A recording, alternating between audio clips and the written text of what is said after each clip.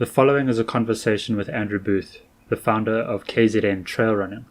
KZN Trail Running organizes over 75 races a year. These are split into about 25 events. KZN Trail Running is also responsible for organizing the Kampersrus 100. It is a 100-mile race in KZN, or KwaZulu-Natal, South Africa. Andrew Booth has been instrumental in growing this brand and this company over the years and has recently handed it over to Sanele Dladla. In this conversation, we talk about KZN Trail Running, how it started, his involvement, and how he slowly transitioned from being a race director and race organizer into a trail guide. We also cover parenting and what it means to be in the outdoors in this day and age. This episode is brought to you by The Roundup. It is my very own newsletter, and it is a weekly newsletter that I send out to currently over 300 people every week. It's growing incredibly fast. By between 30 and 50 people per month are subscribing to this newsletter. Every week I share at least one cool thing that I found on the internet, a thought of my own or a synthesis of the two, as well as tips, tricks, and other interesting things to do with entrepreneurship, self-development, and productivity. You can head over to my website, rossgriffin.com, and hit the newsletter tab to subscribe. The newsletter is also a great place to ask me questions, interface with me, and possibly even get onto this podcast if that's what you so desire. I think you'll like where I'm going to jump in, because I think it kind of ties into this whole thing of this this conversion. Could you tell me who Sanele Dladla is? Yeah, Sanele Dladla. Sanele Dladla is from just outside Pietermaritzburg. He lives in just below Pietermaritzburg, Table Mountain, in a place called Makonko, which is not far from where we hosted our very first events. And he started with KZN Trail Running as a marshal in about 2012. And he was a very quiet guy. He still is, and initially kind of overlooked him in many ways. But after about a year, I suppose, of him just marshalling and doing odd jobs within KZNTR, I did recognize his potential, and I guess started a mentorship process there, which is still underway, really. And now he is most certainly the race director of nearly every single KZNTR event. So while a lot of people, again, will look, oh, Andrew's in charge, Andrew's the guru. I got an email yesterday telling me that, oh no, someone of their friends wants to organize a trail run, but they said, no, they can't help them. They need to speak to Andrew, the guru. I've been doing it for a while. I know a lot about it, but it's actually Sanele who does the real groundwork for KZN Trail Running. And it's a really interesting and special relationship that's evolved between us over the last 11, 12 years now. And it's especially in South Africa, I don't think that there's too many examples of that type of mentorship, where someone who's unskilled coming into the company with a matric, working at pretty much the lowest run over a period of 10 years, ends up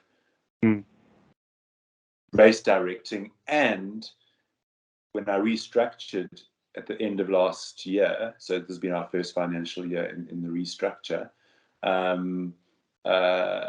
I gave him 51% of KZN Trail Running. It's also that I asked for there was no financial exchange, but it was a reward for the work he had done over such a long period of time for us. Also recognition that his importance in the company. Without him, KZN Trail Running wouldn't be able to do what it does nowadays. Yeah. 100%. Well, let's just talk about what KZN Trail Running is briefly, because I think it would be helpful just to give some context to what KZN Trail Running is for people who are listening. So what is KZN Trail Running? KZN Trail Running is a company. In fact, it's actually a PTY Limited, set up as a PTY Limited. not a body as some people see it. Its name is slightly misleading in that way. And it organizes between 20 and 30, that's fluctuated over the years, events in KZN and a little bit outside KZN as well. But with our restructure, it's pretty much ended up that all of the events that take place in KZN, especially our Sunday morning kind of standard event, which is a 5, 10 or 20 kilometer trail run at venues around the province, focused in the Durban and surrounds, Durban, Pietermaritzburg, North Coast, South Coast. So we don't necessarily expand all over KZN. That would be quite an undertaking. But yeah, we travel to different venues, set up short course races, and then people enter them online or late entries on the day, and they come through. And in general, anything between 100 and 600 people participate in that type of an event. With the restructure, we've ended up with other companies running other events, which venture further out of KZN. But looking at KZNTR, which is where we started and is our core, that's how the company's ended up now. Yeah, so I actually went and I counted the races that you did last year just on the website, and I think you had 24, most of which were 3 distances. So you're organizing, what, 75 plus races last year?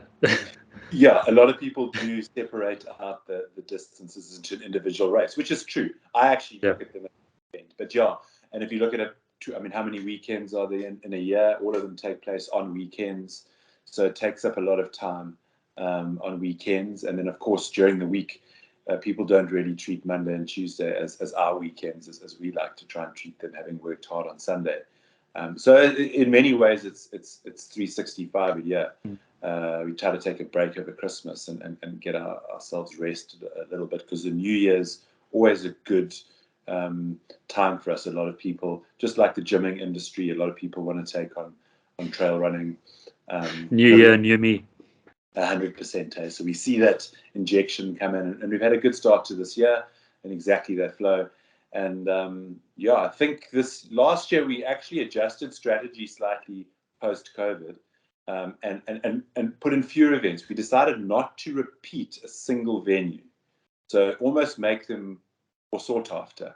But interestingly enough, it didn't work because people are very attached to certain venues and very happy to run that venue 2 or 3 times a year, while others are difficult to travel to, or not such a great course perhaps, or just not their favorite. So it backfired slightly. And this year we reverted to using certain venues on multiple occasions. Yeah, and I suppose people enjoy familiarity and they enjoy beating their own times that they've set, and yeah, so that makes sense. So let me ask you, like, what was the thought process? I mean, you've put like years and years of work into this company that is KZN Trail Running, and what was the thought process of handing it over to Sanele? Where was this, like, was it like a light bulb moment? Hey, I should, this guy's been working really hard, I should hand it over to him, or was it like a slow process? Walk me through that. Yeah, I guess it actually took 10 years, but the idea only came post-COVID. It was part of the strategy to make ourselves more appealing and actually also open to new opportunities, of which not all have, I don't believe, have come our way. So, you know, one of the very obvious pieces is by having Sanele as a 51% owner of KZN Trail Running. It does put it into an interesting category in terms of empowerment, and it's a great example of empowerment. In fact, here you've got a guy who's come out of matric, living in a rural area with almost no opportunity. I mean, look at the average person who comes out with a basic matric, nothing fancy, and lives in a rural area just outside Pietermaritzburg. What opportunity does that person have? I can see by the people who are around him, because he still lives there, he still goes home a lot, that the opportunity is almost nil. In fact, out of his peers, we are the biggest employer, because we also employ a lot of people. To this date, we still employ people out of that same area. We don't really employ people, despite the fact that the company's moved locations since then. So it was always embedded in a way into Maqonqo, this little town or village just outside Pietermaritzburg. And I knew we couldn't remain static. I knew that if we just tried to do what we did, carried on doing what we were doing, it wasn't going to work. So I decided, first of all, to split up all the races into different companies of various. So it made sense to put Kampersrus, one of our, in fact, our flagship race. It's become our flag. We built the brand into its own company. The Mountain Marathon series of 5 events around from Limpopo down to the Eastern Cape border. So it's quite well dispersed across the country into a single company. And then it made a lot of sense, well, let's put all the short course events into KZN trail running. And at that stage, I'd already started to train as a guide. I knew my direction was going elsewhere. And I asked myself the question, what is going to secure the future of this company, of KZN trail running, and make it most viable, give it the best opportunity to flourish? And it was a very obvious answer. Put some of that percentage, hand over a percentage into the person who's your most valuable employee. Because it really did get to the stage where I can step back and I go, if we lose Sanele's skills in this company, huge amount will then fall back onto my shoulders, because I've mentored him, I've taught him, or there was no one else with the skills in the company who could take it forward. So it's a very obvious call. And I guess in most scenarios, it wouldn't be 51%. But, in South Africa, that counts for a lot. And I'm sure down the line, we are going to be perfectly positioned for an opportunity to manage a race or to take on a project in partnership with the municipality or the Department of Sport. And I can't imagine us not having one of the strongest proposals there, not only because of our 10, 12 years of experience in organizing events and running events, but then also because of the fact that we are essentially a black-owned company. Yeah, you'd be BEE compliant. Yeah. I was gonna ask about that next. So I'm really curious about how you're getting into trail guiding. But before I ask you about that, I want to just talk about Kampersrus 100. Was Kampersrus 100 the first 100 miler in South Africa? It wasn't the first 100 miler in South Africa. On trail, that would belong to Addo. They actually started Addo 100 miler, which takes place in the Addo Elephant National Park in the Eastern Cape, I think in even the late 90s potentially. And then it ran for a few years and then it disappeared and stopped. And at that stage, there were no trail 100 milers in the country. There was a few road 100 milers, some circuit 100 milers that were happening kind of in the athletic scene. And then Addo came back in, if I'm correct, it's either 2015 or 2016. And I've been watching that international scene of 100 milers, because it's really big in Europe and America, and it seemed like just a matter of time until it kicks off in South Africa, because we tend to track what those overseas trends. And I was intending to start it in 2018, but then when I saw Addo come back and one or two other things move, I was like, no, we need to pull the trigger on this. And so end of 16, we announced it for 17. And it was at that stage the second 100 miler, the only one in KZN on trail. And then since then, quite a few more have come out. But unfortunately, we can't claim to be first out the blocks there. But yeah, we were there very, very early on, and it subsequently has evolved into our flagship event. And yeah, it's quite interesting looking at, if you consider us, there's no holding company, but yet it is KZN Trail Running brand is strongly associated with the Kampersrus brand. The one purposefully we've pulled it out there a little bit so that it's not too strong, because one of the problems with KZN trail running we've come up with a solution, and we've been discussing that solution, was I was too strongly associated with it as a brand. Yeah. If I stepped away, people felt that, oh, it's all going to fall apart. So I had to slowly, I don't want to use the word divorce myself because it's a strong word, but just ease back and disassociate myself slightly with the brand, so the brands themselves could hold the strength and the draw and power. And Karkloof was our first example of really doing that. We took on some partners as well and grew it into our premier brand, which is really where it sits right at the top. Yeah, I think I was at the first Karkloof 100. I think I was near the end, and I remember Ryan Sands and a few of the other top South African trail runners were there, and that was really cool. It was a really awesome vibe. But I just can't help imagine, like, there must be a lot of work that goes into organizing something like the Karkloof 100. What does that look like? Could you paint a brief picture? Yeah, definitely. There's a huge amount, and it starts pretty much. You take a month off after the previous edition to rest and not think about it too much. But we typically open up entries on the 1st of December. So you've got November and October and November. But by November, you're preparing to open those entries and getting that. Marketing and content out there about that. So it starts very soon afterwards. But then there is a period from opening of entries through to about May, June, I suppose, which is fairly quiet. And we can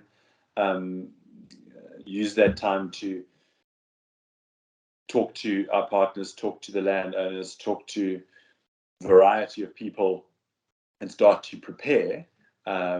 But I would say that that's much more standard business, and it's after the training camp, which happens on the first weekend of August, that things really ramp up, and August and September, and like with most events, anyone who's been involved in an event will understand that a lot can only happen very close to the event, and if you're operating efficiently, you don't want to over-cater, neither do you want to under-cater, that's even worse. But so you're always slightly over-catering. But from a budgeting point of view, you don't want to over-cater too much.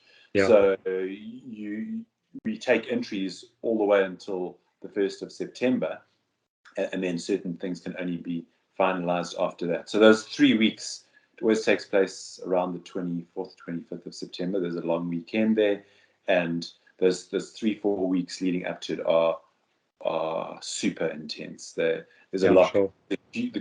And communications, I guess, are probably the biggest piece. If you get that right and you communicate well, and we get all of those out, then it makes everything roll a whole lot smoother. And that's not just to the athletes or the runners and those participants. It's to the landowners, to the partners, to the venues, to the volunteers, to the crews, because Karkloof involves not just a runner but their entire crew, and we release an info pack again close to the race, because there's information that comes and changes, and if we release an info pack that's not accurate 2 or 3 months in advance, that actually causes us many more problems, because people are then reading different things, and you want it all to be very, very current. So keeping the website up to date, any course changes. And through COVID and a foot and mouth outbreak last year, we've had a lot to deal with around the Karkloof 100 miler in terms of changes and having to communicate those. So yeah, you've got to have your eyes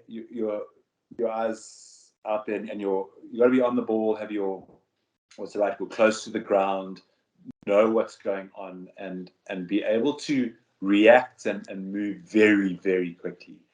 And I think that actually pertains not just to Karkloof 100, but the way in which we've had to manage our business since the onset. And I keep going back to COVID because it just changed the game, as we all know. But we have never gone back to the same scenario as we were at the end of 2019, right, in those early months 2020, which were our biggest 2 months of trade ever, January and February 2020. And then obviously we went off a bit of a cliff. Yeah. And things have been different. And so what I've found is we've got to be able to maneuver incredibly quickly and make decisions quickly. And that pertains to Kampersrus as well. When it gets to the race, you've got to be able to see something happening or approaching the race. That's going to be an issue and deal with it very quickly. Under a lot of pressure. If they're high pressure scenarios, there's a lot of expectation in a race that you've grown to be such a big brand. While if you contrast it to some of our smaller KZN TR events, where we aren't building that whole expectation of what we're offering, because we're not offering that, there's the pressure on it is completely different. So we deal in those two realms, and we've got those higher profile events where we're marketing and pitching that side, which requires, and in a way, that's not my favorite part of the job, to be honest. Sometimes I really enjoy the most grounded, basic, simple, but yet beautiful trail. So when the trail delivers for us, we've done the pre-work, we've gone and found that great trail, marked it all out really well. But yet we've just got a tent and a flag. Like, that's cool for me when all the focus is going on to what we actually offer, our product, as opposed to the T-shirt and the extras. But Kampersrus has a lot of extras. It has to. It's where we pitched it. So that means... and the race experience is very important, because I've seen like a lot of race reports and stuff online where runners have run a race and there hasn't been enough water. And just that one little thing immediately changes that person's perspective of the race. And I guess in the running community, and a running community as small as South Africa's, I think word of mouth is incredibly important for marketing. So I guess if you get the experience right, everything else follows after. 100%. And you spot on there. It's always what I've thought: to start the race, don't necessarily even market too hard in your first year, and then get people to experience it and let that carry the marketing. You can't ignore your social media, your mailers, your conventional stuff. You need to get that out there. It's actually an expectation as well that you're going to have good social media. But it's 100%. It counts more on what people say.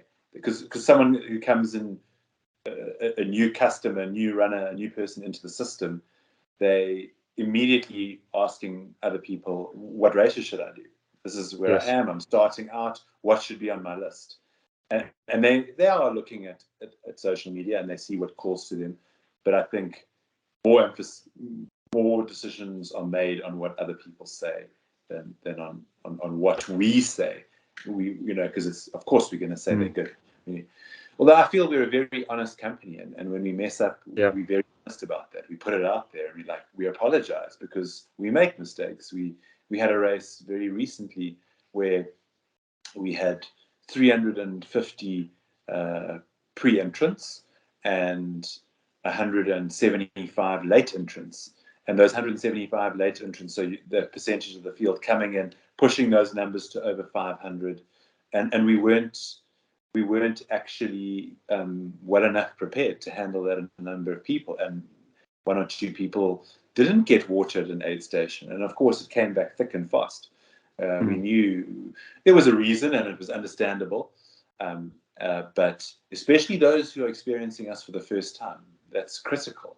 While if you've experienced 10 of our events and one of them goes like that, and you see that, there were all these late entries, then very quickly that person will just contextualize it and justify it. But the newcomer, the person having their very first experience of us, unfortunately, we can lose like that. And we did. In fact, one or two emails were like, thanks, that was my first event, I won't be coming back. And it hurts. It hurts so much because we know we can do so much better than that. But it's the reality of the game. We don't get it right every single time, like everybody in the world. And some people are very unforgiving on that. Yeah, no, I guess it's just part of life. You can't please everyone, and hey, we all make mistakes. Tell me, have you ever run the 100-mile distance? Yes, I have. Not Kampersrus 100. Maybe one day. But in 2018, I did my first in April, took on the Ultra Trail Drakensberg. And then in 2019, I ran Addo and Mac. I also started UTD again that year, but I withdrew after about 40 kilometers. Yeah. So 3-time finisher, 1-time DNFer on the 100 miles. Oh, that's not bad. Tell me what goes into preparing for a 100 miler, running a 100 miler. What does your training look like? What does your routine look like? Yeah, I think a lot of the answer there depends on your history of running.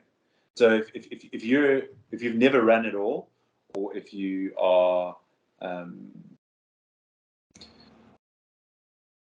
if you're not an athlete full stop and you now want to come into running, it's a lot of work to do. You've got to start really slow. You shouldn't even really be thinking about 100 miles, perhaps. If you are someone who's been doing ultra running for 10, 15 years, I think you can prepare for a 100 miler in 3 or 4 months. That's what ended up happening to me, because at the end of 2019, I wasn't particularly fit. We took the opportunity to go on holiday in early January when schools had just gone back, but we didn't send the kids back, so we went to the beach and got an out-of-season deal at a great resort. And I was there, and there was something on social media, and someone joked, and I was like, yeah, okay. And I ended up committing to running UTD, which that was about the 10th of January, and it was scheduled for the 25th of April. So that's just over 3 months, which, if you go and read the textbooks, is not enough time. But Yeah, no. I had a lot of ultra running experience already. So I focused in, and oddly enough, I got into early April, and I felt like, I was like, gee, I feel like ready now. I want to run now. I don't want to keep training and potentially get injured, etc. And I had a really good run. My first experience was great. So that relates well, it all depends on where you are. Like, where's your starting point? Yeah. And if you've got a good starting point, it's going to take a lot less. What it does take is a huge amount of consistency. You can't afford to miss a week here or miss a week there and lose that fitness. It's got to be constant building, very in touch with your body in terms of injury. Because I think injury is what means you won't get to the start line. So actually getting to the start line without being injured or without a major injury is almost the biggest challenge, because you are training so hard. I built it up slowly initially, kept my mileage low, and then in March was when I started hitting 100K weeks and really bringing that mileage right up. They call them blocks, and really getting some good blocks in, and then recovery after that. But interestingly enough, I never ran further than 40 kilometers, and that particular 40K was a mountain race, Drakensberg Northern Trail, which I did in about 7 hours. Okay. And every other training session never exceeded 4 hours. So I was nowhere near the 35 hours I took to do the race. But yet I didn't get to the 120th kilometer and go, damn, I should have actually practiced this. I wouldn't recommend that. And I think that you don't know how your body's going to respond in those late stages, and all sorts of different things happen to you psychologically and physically, and you can actually find yourself in the late stages in a almost elated state, which allows you to run like you don't even feel your legs, despite the fact you've done 120 k's. The famous runner's high. There we go. And but yet 20, 30 k's earlier, you thought you weren't going to make it to the finish line. But that does require that preparation to enable that type of experience to happen. And I'm not going into the hectic detail of I pulled tires across fields, and I didn't do that. I just ran a lot. I walked a lot. I picked up from other people that a lot of people don't train their walking enough in a miler, because you end up walking a huge amount. So they train all this running, and then they end up walking a lot, and those muscles, different set of muscles there that they haven't really used. So I got into the Drakensberg, did a lot of climbing up to the top of the Drakensberg, got into those 3,000 meter zones, which are part of the race as well.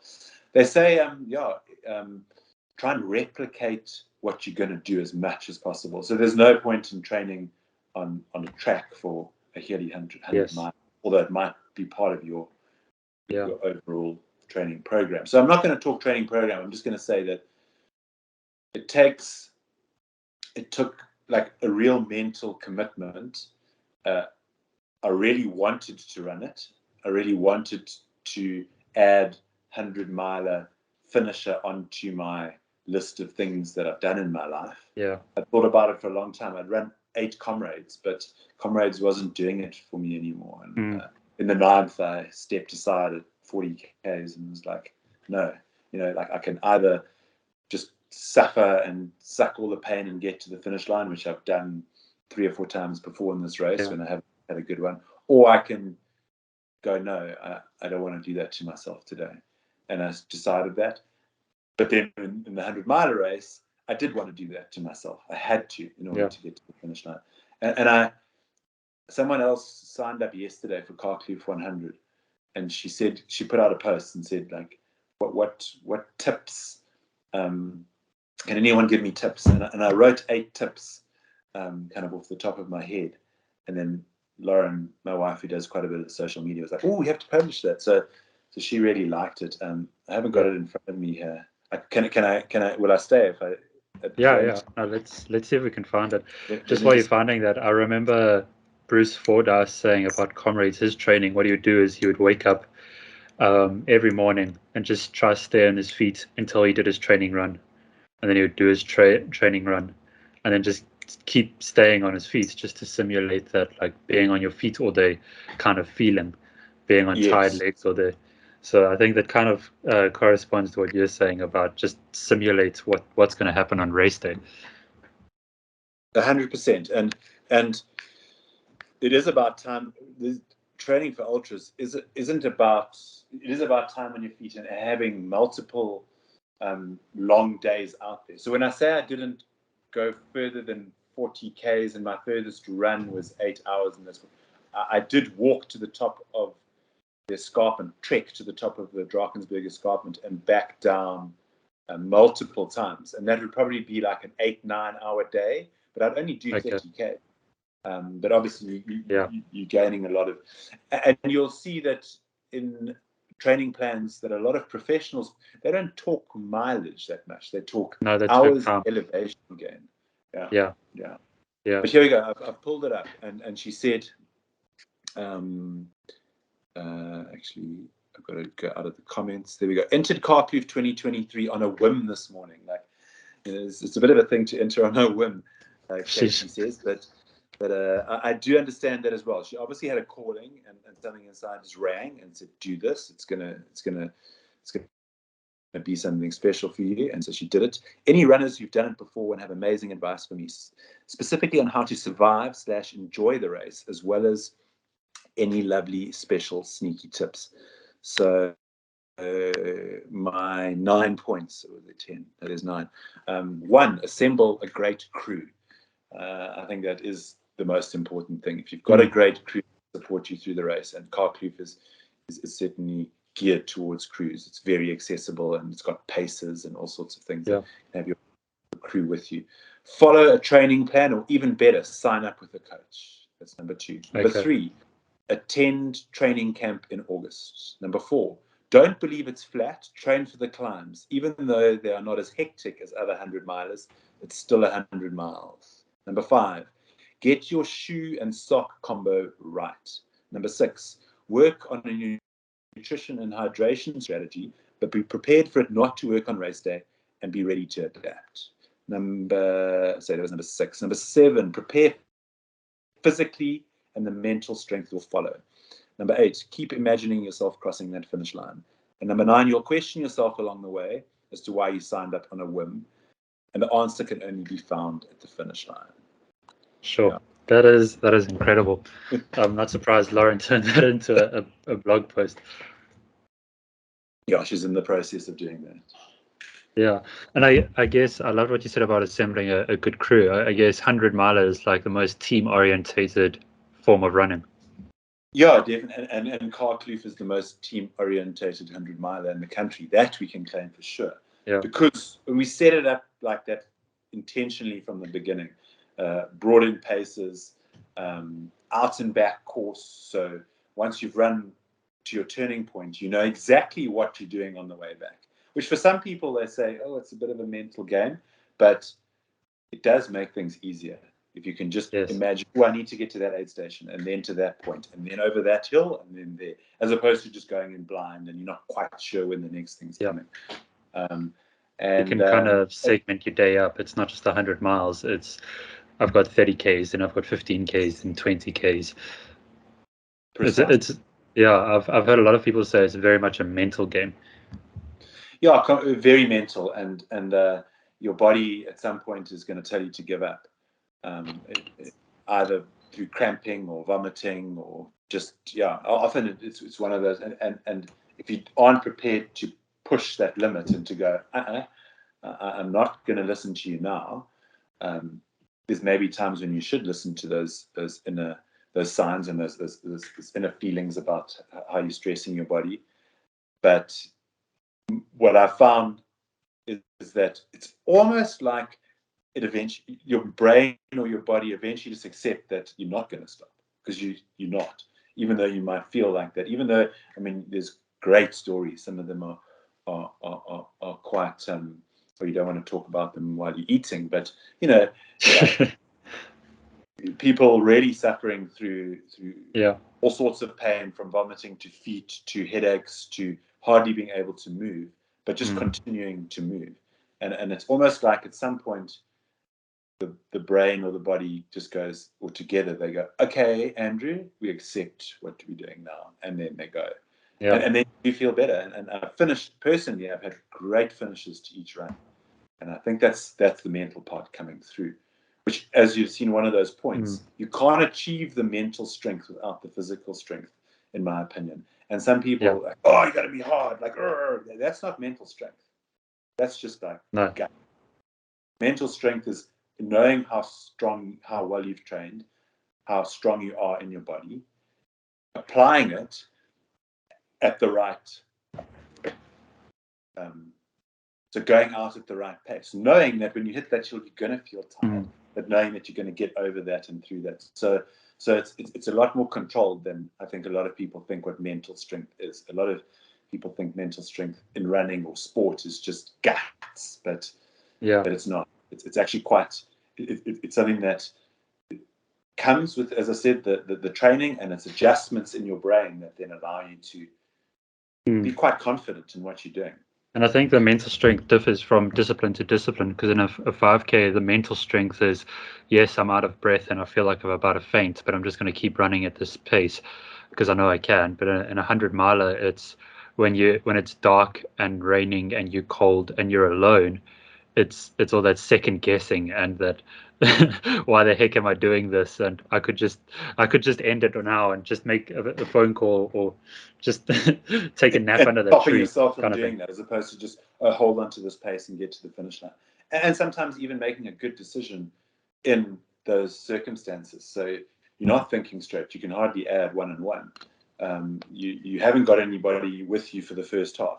That's where the pace in the second half can really help. They can make certain Yeah. decision calculations for you. But sometimes the best decision in those situations is, in a 100 miler, is to take a little nap on the side of the trail. Like, it's not a bad thing to do. Yeah. You know, take a nap, power nap, make sure you wake up, because then you really do need to wake up, and then that'll give you something that'll allow you to continue.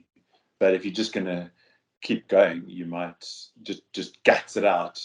Eventually, that's going to run out. So Yeah. yeah, mental strength's very much part of it. But someone who hasn't experienced that type of mental strength that's required, that endurance, that's staying in there, um, being really robust with everything that gets thrown at you, probably doesn't picture it as the type of mental strength that it really is. But all you Yeah. can do to gain it is train. So that's why you know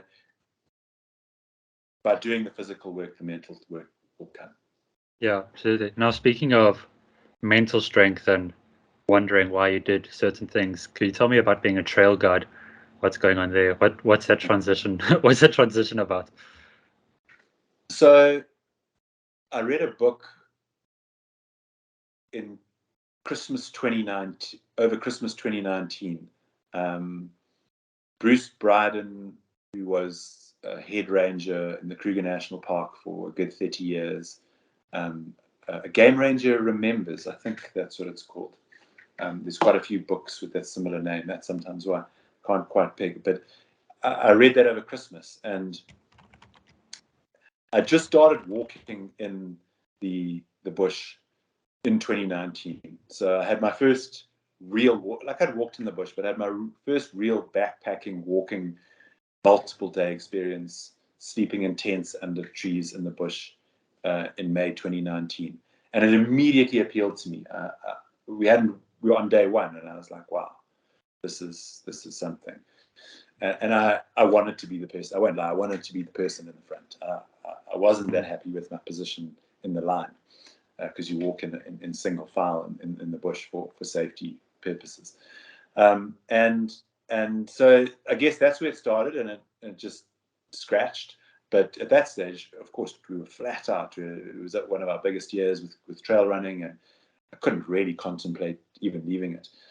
But Christmas is always an interesting time for people. I think it gives you space, and you just start to consider things differently and look at things differently. And I read that book, and I was like, you know what? Am I going to get to the end of this life and just, I can't imagine myself organizing races when I'm 50. Like that's almost unimaginable.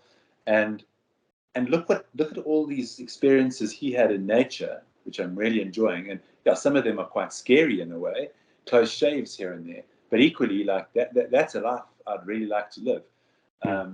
So that was kind of the inspiration.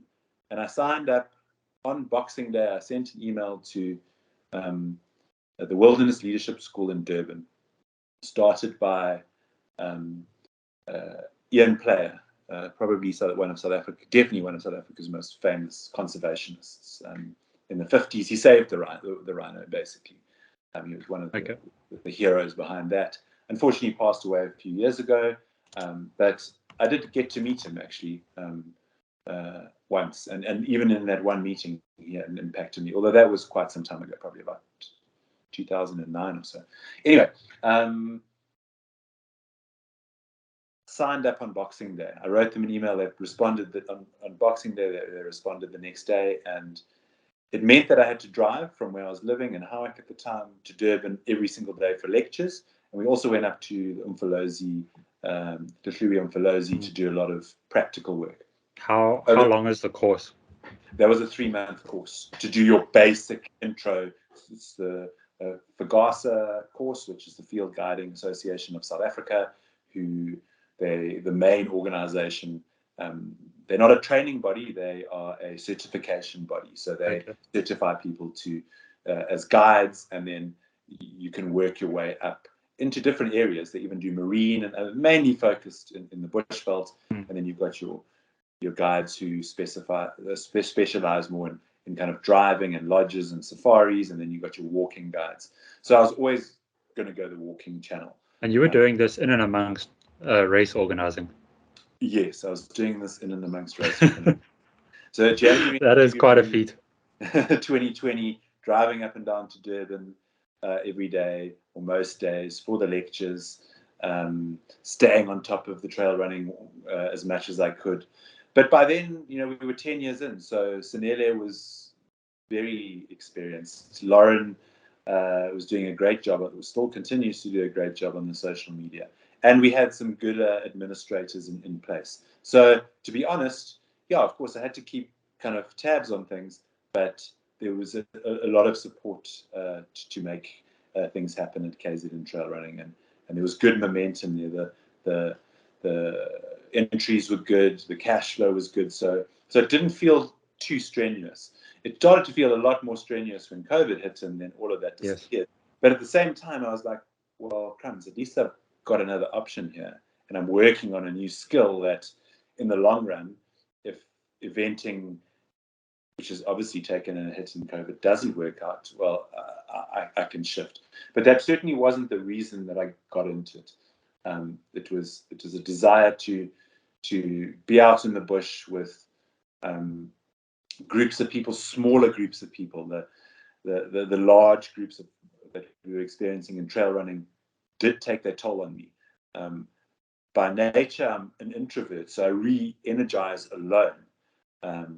I can be extroverted in those situations. I have to be, but I'm giving a lot of energy.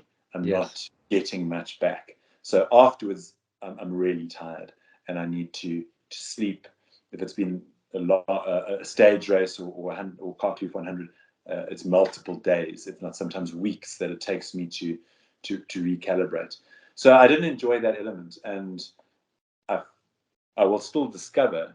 I'm still discovering, but certainly trail in the bush can't take more than 8 guests and 2 guides. So you're a group of 10 maximum.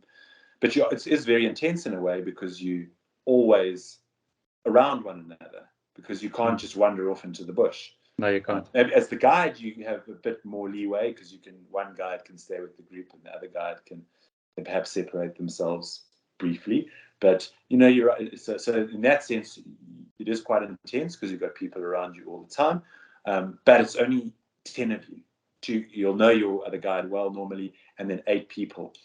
So you get to have personal conversations, and around the fire at night, you learn a lot about those other people, and they learn about you, which for me is a lot more appealing and a lot more enjoyable than the 2 minutes I get to speak to a person before an event or congratulate them afterwards. It's just lots of little interactions, which you can imagine can be quite energy draining, because it's just little bit. And so that was one of the things that drew me in. But still, you can't always explain these things. It felt right. The gut feel was there. I liked it. The people that I was meeting as I was training were just like we connected. We had a lot in common. And I remember on one of my mentorship trails, because once you've done those 3 months of level 1, and are you there? Yeah, I'm still here. No, your picture just froze. Sorry. Once you've done my camera frozen. Yeah. Once you've done those 3 months of level 1, and you then do your exam and level 1 practical assessment, you then go into the next phase, which for me was specializing as a trails guide. And that's a lot of mentorship. There's still exams and other things, but it's a lot of time on the ground and spending time with really experienced trails guides. And I remember sitting around a fire there in the middle of the bush, just having one of these types of discussions and commenting that just felt like home to me. It was like, and more recently, having moved to the Lowveld, just outside Hoedspruit in Limpopo at the beginning of this year, there hasn't, I'm kind of waiting for it, but there hasn't been a settling process. I came home as opposed to went to a new place that I have to settle into. So all those. So sorry to interrupt. Are you currently in Hoedspruit permanently? Yes. Now, as of the 10th of January, we actually live in a small town called Kampersrus, which is 25 kilometers outside Hoedspruit. And we settled in on the. We drove up on the 2nd of Jan with all the final of equipment and stuff. Yeah, no, it's a wonderful area there. My uncle owns a piece of land there with I don't know, it's like a timeshare lodge thing, and it's joined with Kruger. It's a lovely area, and I definitely resonate with what you're saying, because with this place, you're kind of sitting at the campfire, and a hyena will come up to you, or I mean, you're going to your house and there's lions on the veranda the one day. So I mean, it's very close to nature, and it's a very, I think, for some people, scary experience, but it's also very real. So I definitely, I understand what you're saying. So I mean, you're slowly making this transition to from race organizer to trail guide, and what would you say that you found your passion, or can you see yourself doing this for the rest of your life? Your passion's an interesting one. I've definitely found my second career, that's for sure. Whether there'll be a third or not, I don't know yet. But I mentioned in our emails prior to this conversation that I'd spoken a little bit on passion recently, and the name is, there's a group in Durban. They are the get their name right. Women in Business. Was it KwaZulu-Natal? KZN Women in Business. There we go. KZN Women in Business. And I was asked to come and talk by a runner, a very regular runner. I said, she's part of the group, and she said, can I please come and talk? And I said, well, what do you want me to talk about? And she said, well, I guess running, and what you KZN trail running, and how you've grown, and all these things. And I was like, okay, let me give it a thought. And eventually I came back to her and I said, well, I'd rather talk about, specifically to the KZN Women in Business, about taking your passion and making it into a business, and some of the flaws there and some of the things that might not go that well. So I dubbed the talk Working Your Passion Without Killing It. Yeah, so how do you do that? How does one do that? So my answer to them was that, well, the only reason I'm qualified to tell you this is because I've done it. You know, like if you look at the coaching, life coaching, what gives, obviously there's courses and everything you can do, but what makes a really good life coach is someone who's gone and made a whole lot of mistakes in life and learned from them, and is now able to talk about those experiences and relate and empathize to people in those situations and go, oh, like, yeah. So they've learned their skill through experience. And I guess what I'm saying is that I worked so hard in trail running and setting up KZNTR, and it wasn't entirely suited to me as a business, as an introvert and not an extrovert, that I did start to kill the passion. So what do you do in those situations? And my answer is that my passion hasn't changed. My passion is working with people to create amazing experiences. Creating experiences for people, and particularly on trail, I could say, because both of these careers involve a trail and outdoors. So I guess KZN trail running was very organic in the way in which it came about. And so has the Trails Guide career, in that it's the passion and the reason I've ended up going down that path is because I really relate and feel, what's the word, like it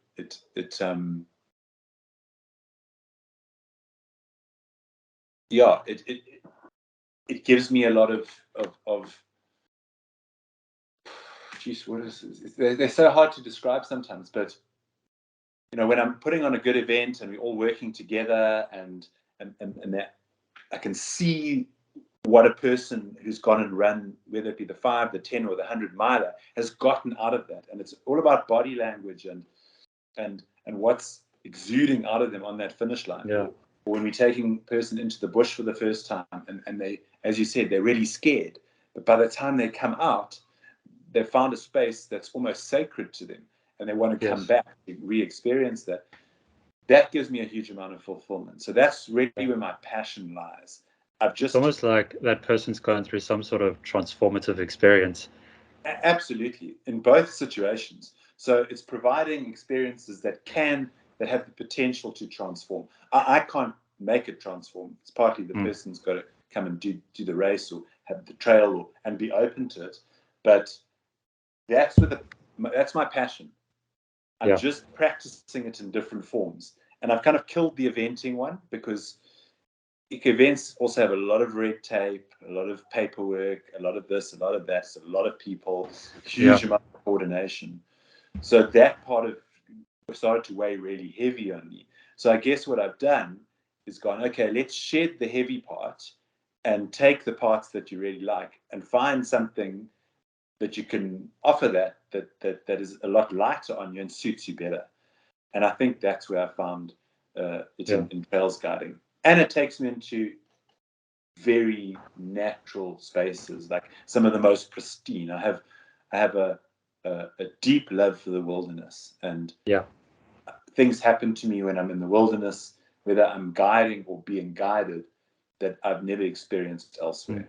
And so I'm kind of always seeking that out, that feeling of being immersed. And I know I've got a lot of work to do, and I know I've got even greater experiences ahead of what I call at being at one with nature. So you almost stop being kind of the modern day human, and you can never go back to being the primitive human who lived completely off the land. Or I can't, because it's not possible. Too much has happened in life so far for me to become that, and it's not practical. But it's like, okay, well, how close can I get? And then when I get there, I know other people are going to be interested in and then I can facilitate their journey into it, and hopefully help people find a lot of peace and also heal, because there's certainly a lot of that needs to be happening in the world at the moment. Yeah, also the type of lifestyle that people live these days, like we're so worried about all these things that actually in the greater scheme of things don't matter. And when you have like, whoops, that was my phone that just fell off the table.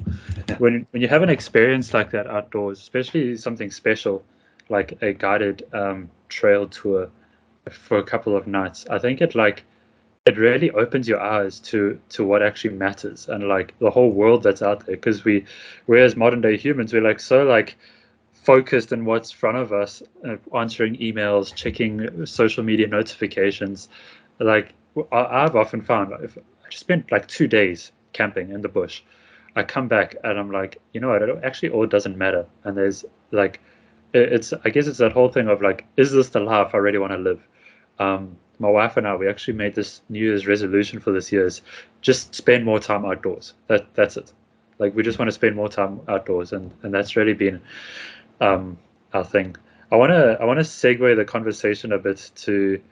I was watching I think it's your son's YouTube channel or your YouTube channel, the Booth Fam. And one of your sons, you asked him, "What do you want to be when you grow up?" And he said, "A trail guide and a YouTuber." And I was like, I can see the father's influence there. What is your like? I notice with a lot of parents these days. My wife, she's a teacher. Um, they can have this very sheltered approach towards parenting to the point where it's actually detrimental to children's development. What is your approach to parenting, and how are you making sure that your kids get their exposure that they need, but aren't, I guess, hurt by the world that they're in? Yeah, that is a tricky one, especially with YouTube and them being introduced to not like your Facebook and your Instagram type social media yet, but YouTube for sure, which is a form of it. They love to watch that, and they learn a lot from that. And you have to, of course, put in a few stops there, and not let that get out of hand in terms of the number of hours as well as what they're being exposed to. But to be honest, those are just like fairly those are obvious points, and I think they get spoken about quite a lot, and they're also very just practical points that one needs to put into place. So I think your question is a bit deeper than that. It's about when to take the knife away from the child, I think is what you're asking. And I take the knife away. In fact, I want them to cut themselves, just not badly, because then they know how sharp it is. And that's the only way they're never going to not cut themselves, or they're going to play with it more cautiously, is discover how sharp the knife is for themselves. So as a parent, I know I'm very almost sometimes too flexible there, and I let situations go on a lot longer than and I think it's probably quite natural that a mother instinct wants to protect and stop quicker and put the protection around the child, while a father will, I'm just generalizing here, obviously, is perhaps more likely, doesn't necessarily have that strong mothering instinct, although you've still got an instinct to a point, but you also want your child, and I can really only speak because I have 2 boys, so when it comes to girls, I think I'd react quite differently. I think then I might be more protective. Yes. But for the boys, I want them to go and experience the world and make mistakes. There we go, 100%. And if it means getting a little bit physically hurt every now and again, then because the physical pain for them, I don't think is really a major issue. It's the scary things come in with who they can come across, especially online nowadays. They love Roblox, and it's a great thing, Roblox, in many ways. It makes the creativity around it, I think, is incredible. And I've played a bit of it myself with them. In fact, that's one of my approaches to games is I've become a gamer myself. Like, cool, I come and sit with you and play with you, and I can see their profiles. I go in and I look at that sort of stuff because there are dangers there, but let them go and explore and find out for themselves at the end of the day. I guess I direct less than perhaps some people would imagine, in that, yes, Charlie says he wants to be a trails guide because that's, most kids want to be what their parents are, or kind of especially sons and their fathers, but almost take a conscious kind of, cool, you like that, that's great, keep doing it. I'm not now going to go and kind of set him up for it and start buying him the right clothes and get him a little pellet gun and no, it's I think to allow them, and I've seen that this year with school sport, in that Ben's gone into grade 4 and it's becoming a little bit more serious, and what's happened is the pressure on the sport is starting to detract from his enjoyment. He just wants to enjoy it in his own time, as opposed to in the time frames that the school wants him to do it. And it's making it less enjoyable for him, which is going to make him, in the long run, want to do it less and worse at it. So, that pressure you see put onto children to perform and to achieve, I think a lot of the time is counterproductive. And there's a very fine balance between encouragement and getting them to do certain things, and allowing them to discover their own interests and pursue those, because they've got plenty of energy for certain things. Like Ben loves to create YouTube videos, and I'm like, cool, there you go, here's my phone, go and walk around the garden and make a video, and he'll come back an hour later with a video. But to me, that's a great skill. Like, I haven't told him how to move those things and put those things in place. He's just opened the app and played with it and figured it for himself. And I could compare that to some of his friends who aren't allowed to do that, and their computer skills and their knowledge of technology is way less. And I can sense that when they come for a play date and they can't operate the computer, and it's like, okay, you do computer lessons at school once a week, but yet you still can't really operate the computer. Well, a child who's given that computer to just explore with will figure it all out. I think the best way to learn is to play, especially for younger kids that are figuring things out. We're coming up to over an hour here of recording, and I want to be respectful of your time, so I'm just going to start wrapping up. Are there any books that you've read that have had like a life-changing, and you mentioned that one, The Game Ranger Remembers, but are there any other books that you've read that have left a life-changing impression on you?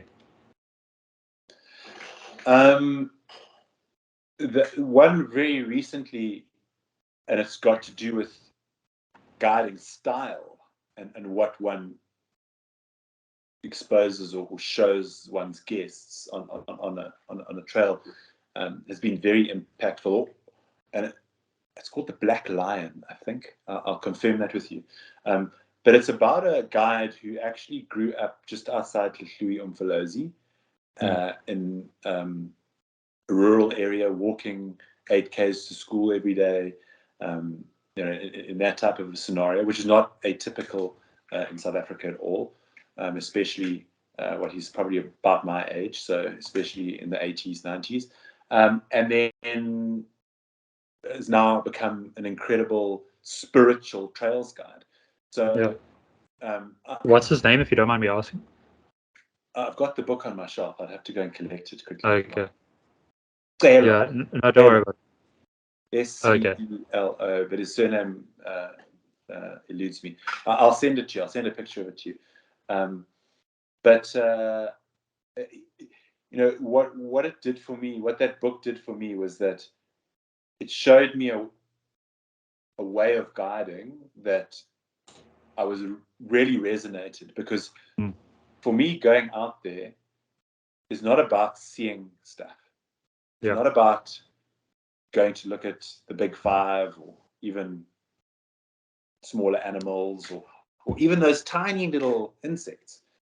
It's actually about being present in a natural space and being as natural as one can be. Now, remember, it wasn't long ago that pretty much all of mankind was living outdoors, other than perhaps some small kind of hut or cave or protection. So, in amongst all of these animals. So, we actually, we've separated ourselves from that over the last however many 100 years. But that doesn't mean that we haven't got a huge amount of genes and way we built, the way we think, the way we act, that's very appropriate there. In fact, it's very natural to be walking in, whether there's big five there or not, but just in wild environments and outdoors, as you said earlier, get outdoors. It's incredibly natural space to be. So we don't actually need, and I find that when I start pointing things out, we stop being that, because now we're an observer, we're not a participant. So how does one kind of, we can't go and hunter-gather in a lot of these places because they're protected. So we can't be that natural, but there's a lot of things we can do and a lot of ways in which we can experience the bush. And a lot of them aren't necessarily all physical. A lot of them are very spiritual. And the Black Lion showed me how someone was able to do that, and almost go against what a lot of the training teaches you to do, which is, oh, there's a lion, oh, there's an elephant, oh, the elephant's kind of, here's the facts about the elephant. But just it's like very tourist orientated. Yes. And I mean, I'm taking tourists, at the end of the day, it's a tourism activity, but to get that immersion and to get a real authentic, because that's a word that does get thrown around a lot nowadays, experience of what it is to be a person, a human in the bush or in the outdoors.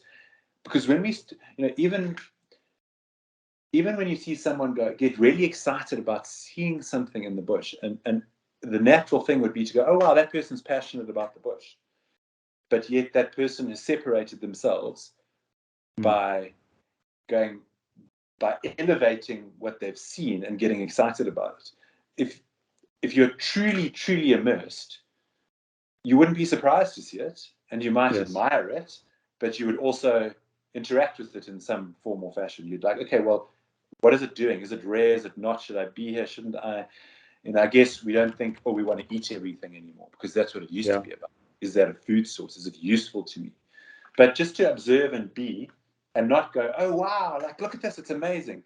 Like, do you need to say that as a guide to make it amazing? Or is it not already amazing? And they have trips, they have walks where, I haven't been on one yet, but where you don't talk. Unless it's an emergency, you're out there for 3 days in the bush walking, and obviously you're communicating to a point because you have to, but you're not talking. You're just gesturing. And I think that's when you start to see this real magic come out. And I learned a huge amount by reading The Black Lion. in that regard. And it made me confident, because I've been sometimes criticized by certain guides for not guiding conventionally and showing off Yes. my knowledge in a way. Yeah. It's And being almost like too a form quiet. of showmanship. Yeah. It can be, but it Yeah. becomes that. And I just walk for half an hour, and if there's nothing to say, there's nothing to say. Yeah. Just Have you and walk. have you heard of Boyd Varty? Yes. Yeah, so I think he works or has this reserve called the Londolozi Game Reserve. And I listened to this fascinating podcast with him, and he talks about how one exercise that he does is he goes off into the bush for like 3 days at a time, and he stays in a tree for 3 days, and he makes like a tree house, and he sleeps in the tree. He has no books with him. He has no technology with him. It's just him and the tree. And he says the stuff that you start to notice and the stuff you start to experience when you are totally divorced from our way of living. He says it's like it opens up this new world to you. No, it does. And now's actually a good time, because I looked up something just now for you, and I'm going to do it again. It's not, I didn't write it at all this time, but a guy called Steve Boys, Okay. who lives in Botswana now. And like, if you have to say, like, let's move away from books. Let's just say influential things. And I would put Yeah. Steve Boyd, someone I've only come across, someone recommended I look at him, only maybe 6 weeks ago.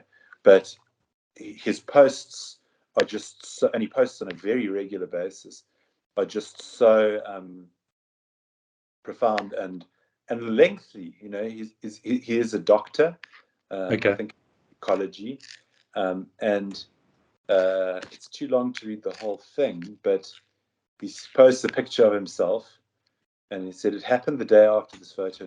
Go past that. During those first 2 weeks alone, I spoke to myself out aloud all the time, discussing everything, arguing and congratulating. I was exposed, raw, afraid, and inspired. There were no communications, no radio, no outside world in the remotest part of the Okavango Delta. About 2 weeks before this photo, however, I had started living in complete silence. The spoken voices continued in my mind, my companion, my confidant. The last thing I remember was climbing a knobthorn tree with a wooden nest box. Suddenly, I was back at the tent, sitting under an ancient ebony tree amongst the fever berries on the floodplain looking east. A shift happened. I stepped out of time. The voices went silent. There was nothing. I watched the ebb and the flow change in the eternal now. My body disappeared as though it became irrelevant. I was there, but I was not. I was in it, but beyond it. No voice, no thought, only connection. It was a week after the last rains. Insects were crawling all over my body. Birds surrounded me. Visitations by baboons, kudu, impala, leopard, lechri, and mongoose were frequent. Barefoot and exposed, I was connected. Thought became dreamscape. My dream was living. Reality was the island. I mean, there's a little bit more, but I think that kind of touches on that.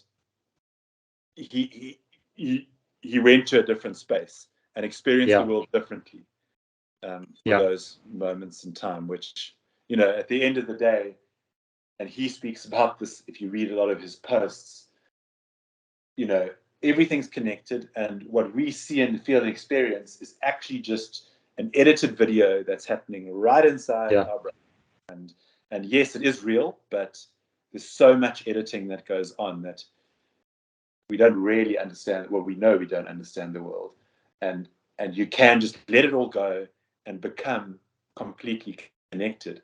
And you can see from his words there, like, regular visits by all these animals. That's what's hit me the most, was like, he's gone into a state where the animals have even sensed it is different now, and then perhaps not even afraid of him.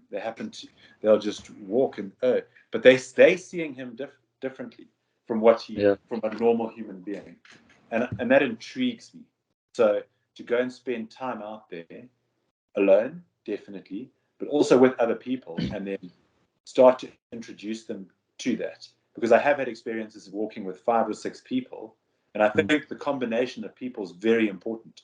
I think bring in one more person and the dynamic changes. Take one person away, you're going to have a different experience every single time. But when you get that combination of people, you can't say right, because no combination is ever wrong. You're always going to get a different experience. But yes, there are some people who might enhance it, and the other people who might take away from it. But if you do it often enough, you're going to get combinations of people that you're going to still experience going into a meditation of sorts while you're out there. Yeah, no, that's fascinating, and I hope to join you on one of your guided tours one day. It's something I'll invite you. I'd love to do. I'd love to. But yeah, I'm gonna wrap it up here. I'm sure you and I could talk about the bush and running all day. Knowing the type of people you and I are. Thank you so much for the chatting with me. I really appreciate it. I'm going to drop a whole lot of links into the show notes on my website. So I'll put Carcliff 100, your website. Just let me know if I'll send an email after this, and you must just let me know if there's anything else you want me to pop in there. I'm happy to signal boost anything you want signal boosted. But yeah, as I said, thank you so much for the time, and yeah, I really appreciate it.